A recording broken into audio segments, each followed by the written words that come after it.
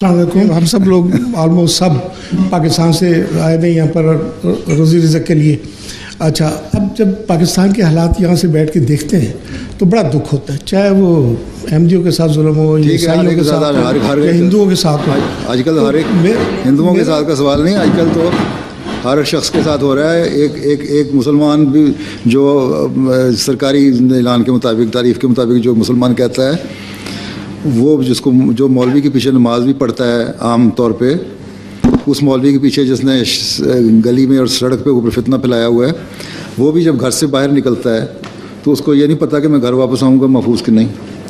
तो हर कोई मुसलमान या हिंदू या ईसाई का सवाल नहीं है, मुसलमानों हो या कोई भी हो, हर एक की ज़िंदगी ख़तरे में पाकिस्तान में है। पाकिस्तान में मसावात है, हाँ, लेकिन बातों से मसावात नहीं है ना। अहमदियों को एक पाकिस्तानी किसी से मारते हैं, एक अहमदी किसी से मारते हैं, इसलिए मसावात नहीं है।